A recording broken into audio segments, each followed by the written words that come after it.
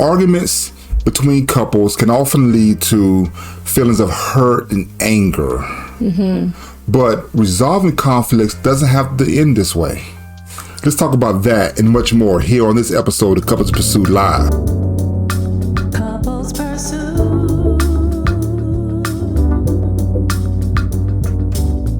Hello, this is Vincent and Valerie Woodard. And on this episode of Couples Pursuit, we're going to talk about how to resolve conflict in your marriage without hurting each other. Exactly. Look, we're so glad to have you here with us on Couples Pursuit. Our goal is to give you the tools necessary to pursue and maintain a successful marriage. Yes. So if you're new, welcome. If you're returning, welcome back.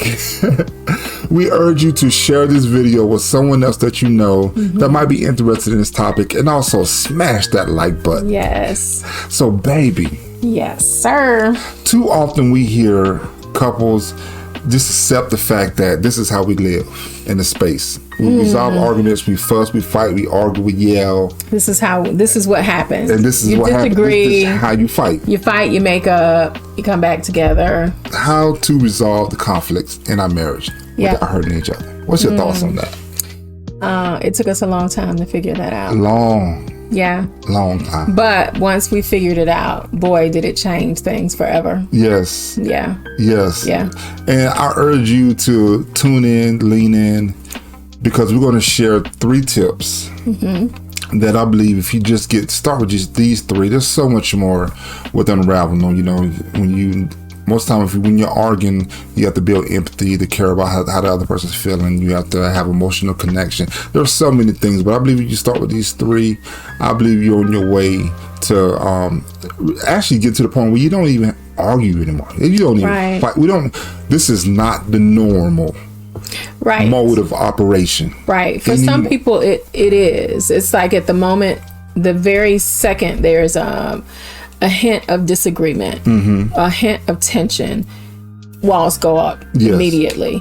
And so our desire is for you to experience fruitful marriage, fruitful relationship where you don't argue. You may have disagreement about something, but you don't allow that disagreement to take you to a place of war, with one another. And being it felt at like odds that. with one another.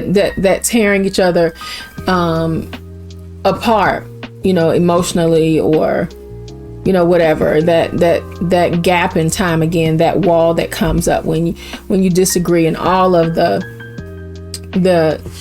things in between that you have to get through to get back to one another. Yes. That dead space that you have between the time that you disagree and whoever decides to make up makes up.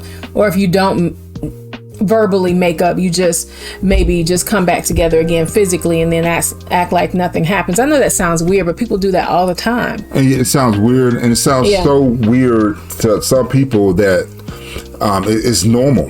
It's like, okay, well, that's how we do. Right. And man, a little bit about us. We're going to always keep it 100. We're going to always keep it real. And we lived in a space, like my wife said, for so long. Oh my gosh. And got to the point where I would say the epiphany, but it was like the rock that fell on my head of how much time that we lost. So just ridiculous. In that space of, okay, we argue, it blew up, it escalated, and now how we're trying to make something abnormal normal.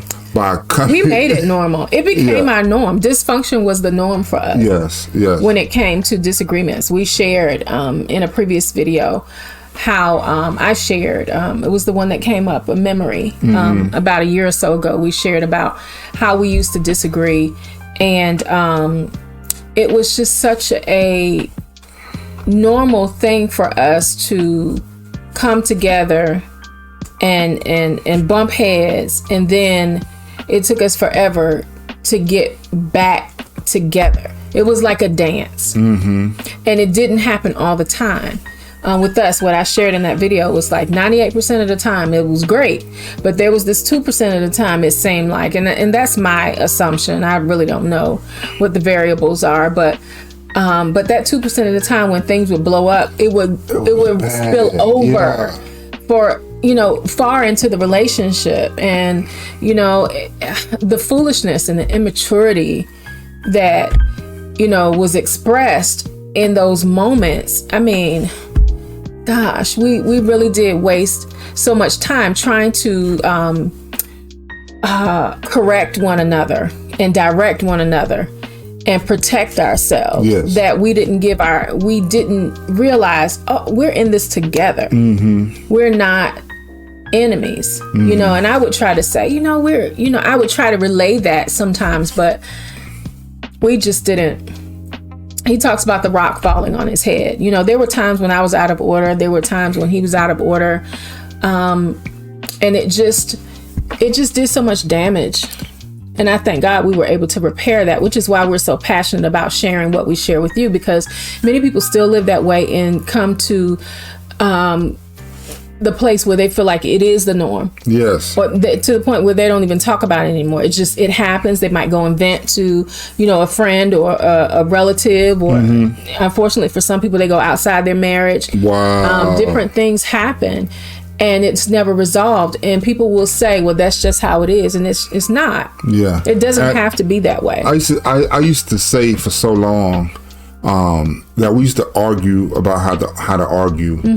And I still feel that way. But the deeper level of it, I believe that we argued because we're losing connection. We know that we're disconnected. And it was a sever, But I know a lot of couples spend a lot of time in that space where you actually will argue about how to argue. We're not even agreeing on the ground rules. Because in my mind, I truly believe that you're supposed to argue. Yeah. It does get escalated. That was his belief. This is what people do. This is how it happens. And what was my standpoint? What was my viewpoint about that? Do you remember? Well, what I've got was it doesn't have to be that way, and we definitely don't have to be that way. Right. We don't have to live in a space where, even though it might seem normal to people, it is not normal. Well, you just that's what happens when people get mad. They say things they don't mean. No, not mature people. That's true. I haven't had a conversation with a close relative of mine talking about this topic, and he was like, man, I love y'all's show. I love your podcast. Because we're on podcasts also. Yes. Spotify, Amazon, Apple Music. Say it loud, baby. Google.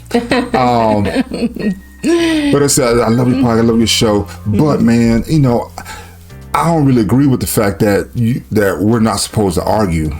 I was like, wow. I said, what you would expound upon it? Because some people can't call an argument a disagreement. And I believe there's different. I believe there's a difference.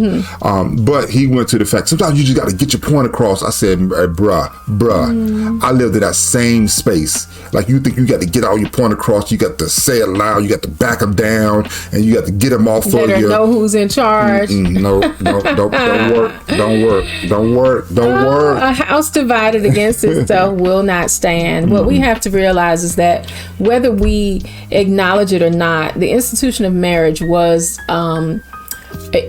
God's creation, and he designed it so that we would become one. And whether we accept it or not, once you become intertwined with a person, mentally, emotionally, physically, sexually, you spend that time together and you become bonded in matrimony, you are entangled with them. You can't just just separate and you're apart forever. If something happened now or 15 years ago or 20 years ago, we would still be connected in some ways that will never change.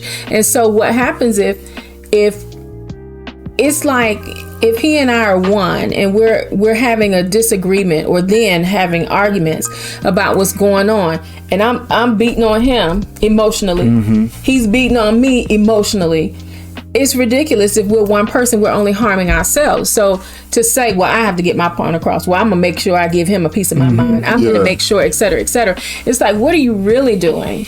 What should you be doing?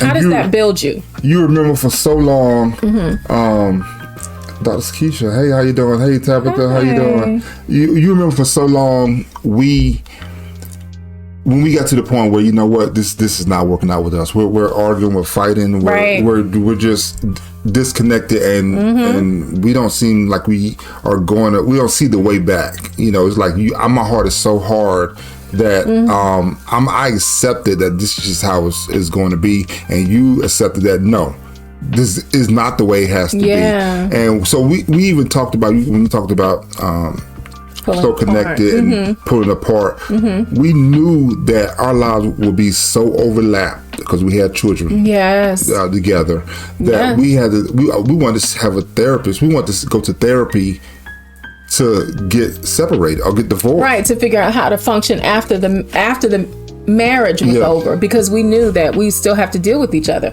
And everything about him that irritated me and vice versa was still going to be there, especially when we had to deal with our children and we're in separate homes. How we're going to manage the time. We would have to talk about it even more. And these are things we don't realize. And then what happens, unfortunately, is we go to our separate corners, and the children have to deal with the foolishness and the immaturity of the parent who don't always, some parents do talk about the other parent in front of the children, unfortunately, but who don't always say things, but they emote their tension and their angst and their disdain for the other parent in the presence of the child. Or they're on the phone and they think that they're being quiet. Girl, well, you know what he did this time, and he ain't no good, and you know, and that's right, I said ain't no good because that's how we talk sometimes. And the children hear that, or they feel that, and then they have to go over his house, and then they have to come over to my house.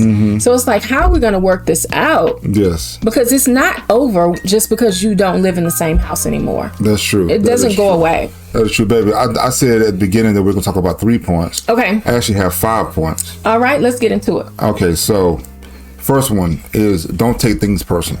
Ooh. I lived in this space. Every criticism. Well, okay.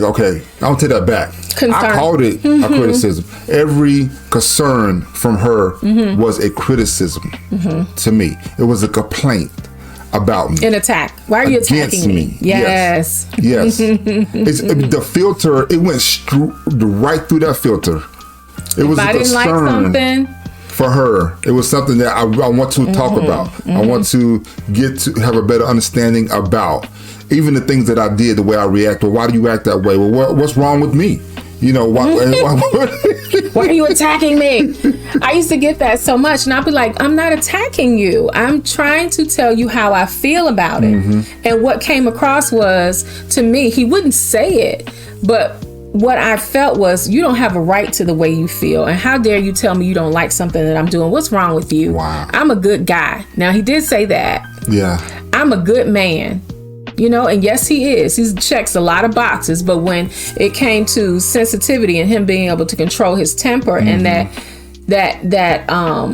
place of vulnerability that he had with, you mean I'm not doing everything right? I'm doing the best I can to do everything right. And whatever I said, it was saying to him, it was like me getting in the street with a megaphone and going, you know what? You ain't nothing. And you ain't never going to be nothing. That's what it felt like on the inside to him. And I'm like, no, I'm just telling you, I don't like it when you raise your voice to me. Don't do it anymore. Yeah.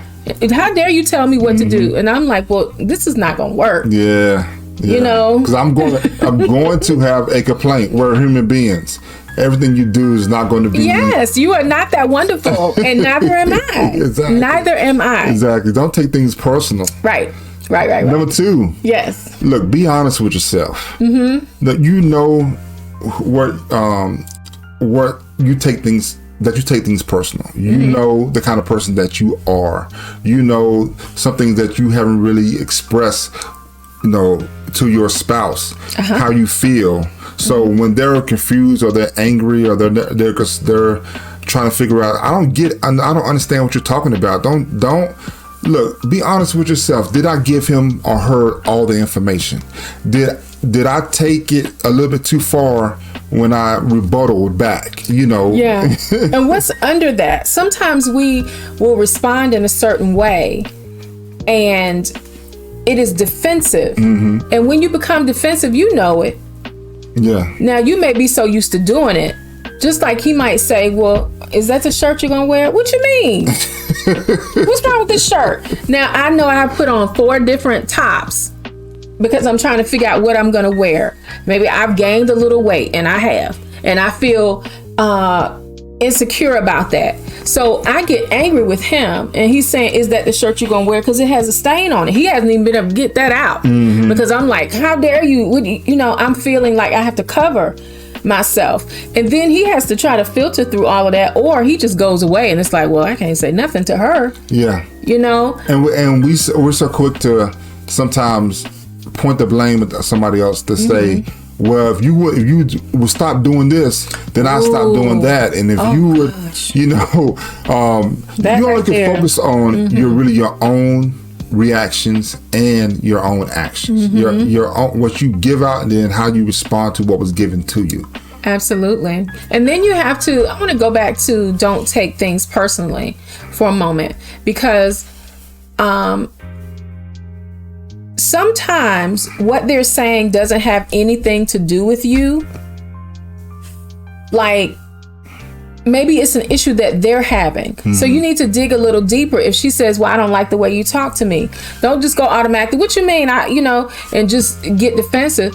Well, give me an example. What is it? What is it what did I say? Exactly. And okay. Well, I didn't mean anything by that, but how did that make you feel? And why, you dig into that and find out, because she may come from, or he may come from a household where things were dealt with differently than the way they were in your household. Your household may be loud and boisterous, and that's what one person is used to. And the other one may be really quiet and passive, and that's what they're used to. Like, you hear people talk about, I never heard my parents argue. Well, it doesn't mean that they didn't do it. Exactly. It just means they didn't do it in front of you. So what is the example, and what does that say to you? So it's not always that their pain is invalid. It's not always something that you've done directly. And if you love them and care about them, then you want to find out what's going on so you don't have that issue anymore. Exactly. Right. Exactly. And it's number 3. The one was don't take things personal. Number 2 is be honest with yourself. Yeah. Know you and what triggers you. Yeah. Number 3, talk about your feelings. Ooh, Now, to go back to a point that you said. You said, well, your spouse could say, well, you always do that, and you always do that. Well, hold on. Let's slow it down a little bit. Let's talk about what I'm doing now, and let's explain how either that's making you feel, or not making you feel. I can't make anybody feel anything, but how that's affecting your feelings, right? And how you're treating me, how you're yelling or whatever, you left and you walked out or whatever, how that has impacted me. I want to talk about this moment right here. Let's talk about these feelings, because right or wrong, your spouse has them. Right. We can't diminish them. We can't say you shouldn't be feeling like that. I don't understand, because for real, I lived in that space for so long. Well, I don't understand why you feeling that way. But I don't feel that way. That's not me. Why are you feeling like you shouldn't have felt that way? Y'all, I'm trying to tell you. That's a tough space to be in, because here it takes, for many people, it takes a level of, I'm pretty easy with sharing how I feel, right? Communicating. But for some people, it takes a level of strength and I don't know what the word is, but it takes a lot for them to be able to say, you know what, I feel this way. And then if they tell you how they feel and you shoot them down and you tell them you shouldn't, and I don't know why, you immediately become defensive, then what you do is pile on top of the pain. You pile right on top of that. Shut up. Be quiet. Nobody cares how you feel. All of that gets pressed down, and either you become quiet, or you become angry, or you become indifferent. Exactly. To it. A lot can happen. And then that creates other issues in the relationship. And let's say, for instance, because I assumed many roles. I wore many hats before we figured that out. I tried being quiet. I tried, communicating with you. I tried keeping it quiet. I got loud. I got angry. And none of it worked. None of it worked. I just had to say, you know what? I quit. I'm checking out because nothing I'm trying is working. And I bring that up to say this: just because your spouse is quiet or they accept your behavior does not mean that your behavior is acceptable. Exactly. It doesn't. Exactly. It doesn't. And so, I'm sorry, go ahead. I'm just saying, get to a point where you can actually learn how to express your feelings in a calm way. Right. Because, again, my wife said something earlier, and we can spout out those catchphrases that you know are going to bring up so many more questions. Yeah. You always do this. Every time this happens, wait a minute, every time. Or hurtful things like, you so weak, you so sensitive. Every time I turn around, oh, what's wrong with you now? Yeah. You know, those kind of things that really are deflecting. And it is irresponsible to never take responsibility for what we do. We know what's hurtful. We know what's respectful. We know what's gonna, add fuel to the fire. And unfortunately, for some people, that is a defense mechanism that they use to get the attention off of them, and that is abusive.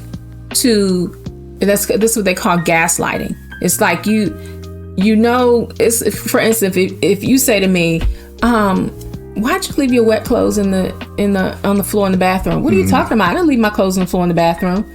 Yes, you did. Yeah, they're trying to make me feel like I'm crazy, like I'm stupid. Like it didn't. It's not really that serious. Yeah, that never happened. And what about you? You always do such and such and such, and you make such a big deal out of everything.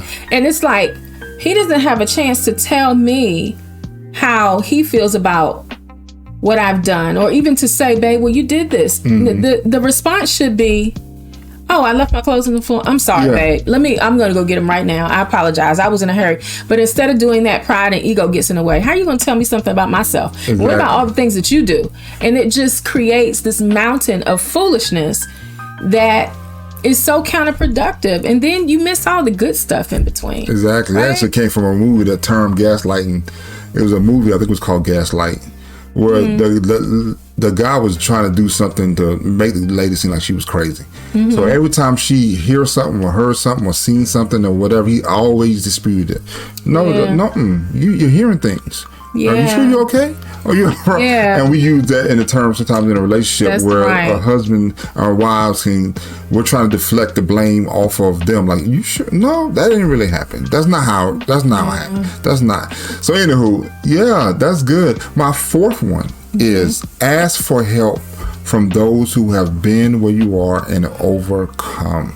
Yeah. Now look, getting help from your friends and your family can help your relationship, but it can also hurt and amplify the criticism that's going on. It can also amplify the conflict that's going on, especially when you ask for help or you are talking and sharing with someone that's single, is not really married or even in a relationship, and they're your yes man, they're your hype man. I say hype man, could be a man or a woman, but I've done this. And I found myself, it's like, wait a minute, they're saying yes to everything I'm saying. Like, I'm right. And I'm saying, you're not right. I'm not 100% No right. one is. And I'm talking to this person, and they're like, she should be glad. She should be thankful. I'm like, okay, all right. I should be glad.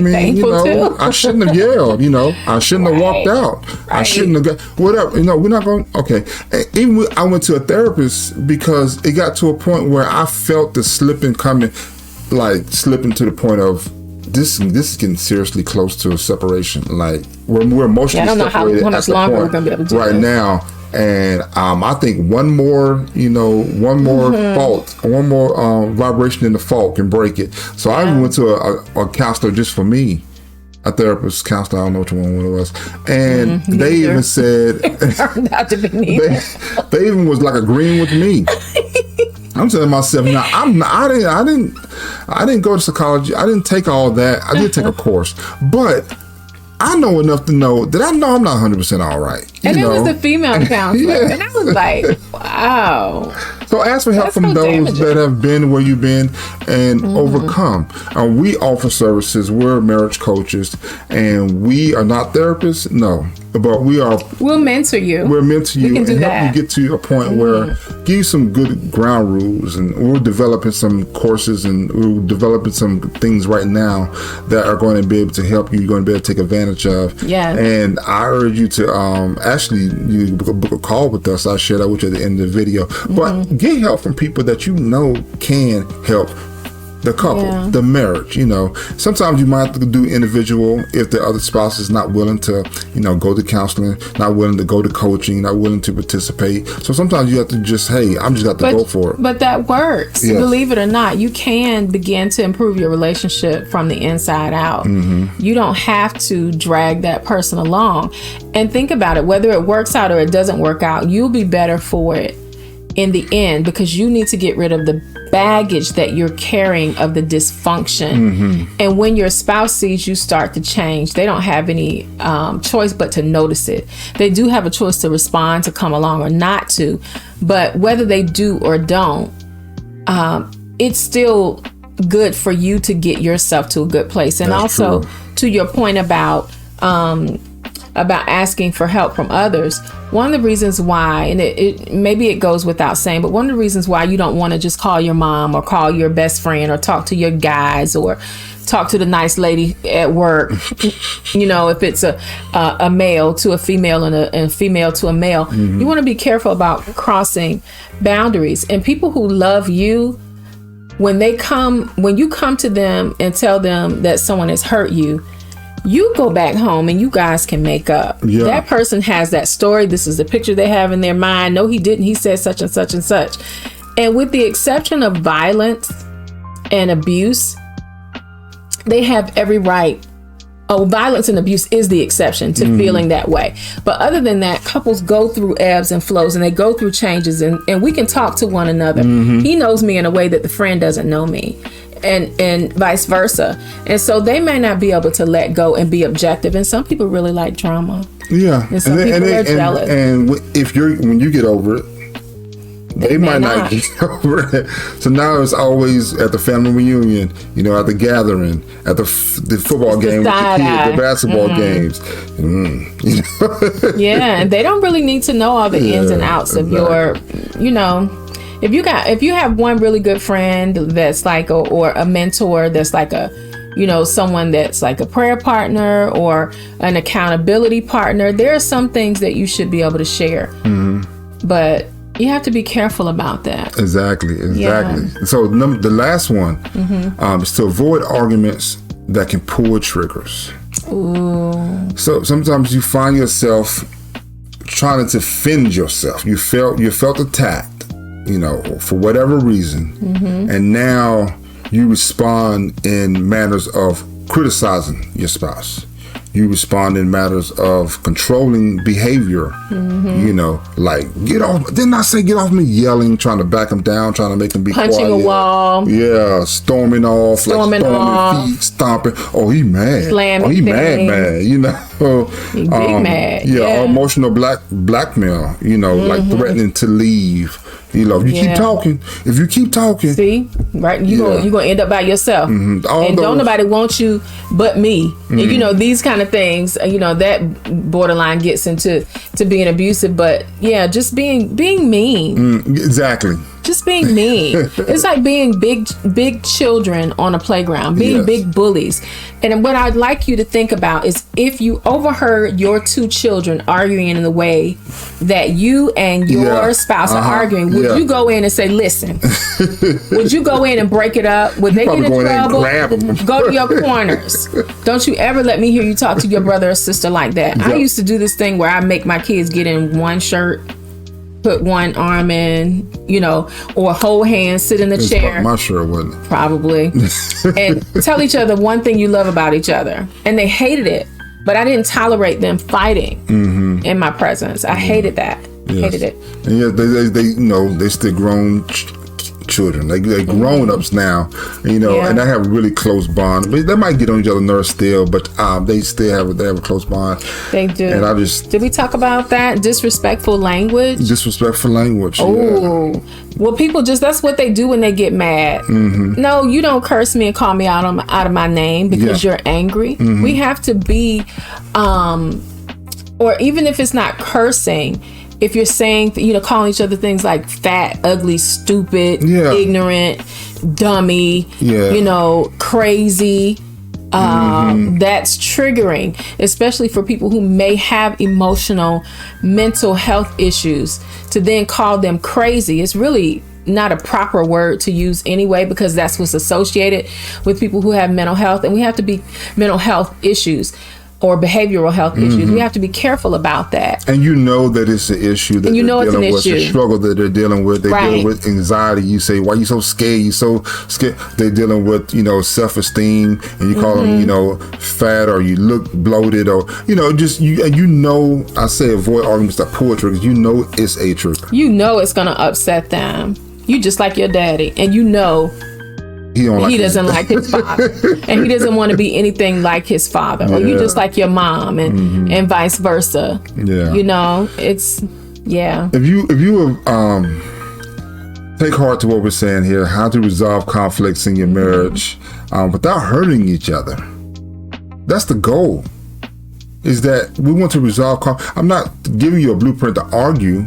Right. It's just we're not even getting to the point of argument. We're talking about when something comes up, because it's going to be something. If you live together long enough, there's going to be something that comes up that has say, hey, well, you said this, or you might have thought that, or you might have acted this way, and I got a question, I got a concern, I want to address it, and it could be, could be tension. I had one of my phrases to my questions, I was saying, avoid arguments that cause you pain. My wife said, you can't avoid pain, because it's always a possibility that you could get hurt when you're talking about a sensitive issue. And so the Lord just revealed, avoid arguments that pull triggers, because that's really what the goal is, to avoid that. Let's not have those issues where it's okay for me to throw darts at you. The world has enough of them out there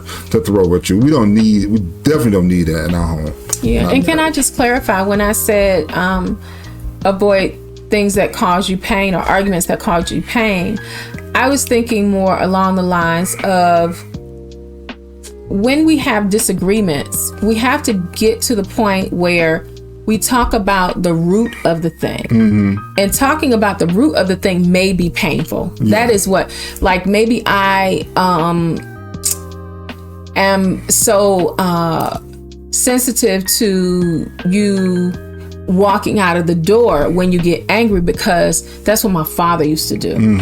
He would slam the door. Now, it's not what my dad used to do, but there may be something connected to that. And instead of arguing and fighting about it, we need to talk about it. Well, I feel this way because it makes me feel abandoned, and I feel abandoned because, and once you get down to the root of that thing, it's like getting a splinter in your finger.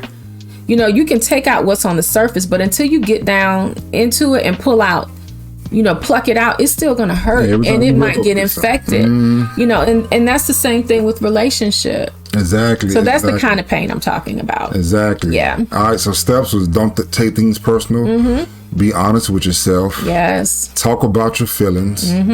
Ask for help from those who have been there where you are and have overcome. Yes. And avoid arguments that can pull triggers. Yes. How to resolve conflicts in your marriage without hurting each other. It's very possible. We do that now. We had a little challenge this weekend with a little miscommunication. And I don't know about you, but for a moment I was like, oh, we don't have a fight. I don't want to fight. I told people we won't fight no more. No, we don't. I got to hold fast to that. So, okay, let's talk about this thing, because we had a miscommunication. I was like, it's date night. I don't want to argue. I don't want to fight with you. I just want to have fun. And in the past us, like years ago, that would have been over. It would have been over. But we got past that little hiccup. That was early in the day. One of the best days ever. Yeah, we called it. We dealt with it. We dealt with it right there. Yeah, right there. Right there in the public. Yeah. We're just having a conversation. And it wasn't like arguing. We were just having an exchange. It's like, wait. I don't understand what you're saying. Well, I'm saying this. Well, I don't think you really understand. Okay, well, listen, this is what I'm saying. Mm-hmm. And it's like, okay, well, are we okay? Yeah. You ready to go in the movie? Yes. And then we talked about it afterwards. Are you good? Well, my feelings were kind of hurt when you said, well, you said this. I said that to you. Mm-hmm. I didn't mean to say that. I'm sorry. Yeah. And we went on instead of like, well, I'm just gonna drive, turn the music up. Right. And we know that's what we do.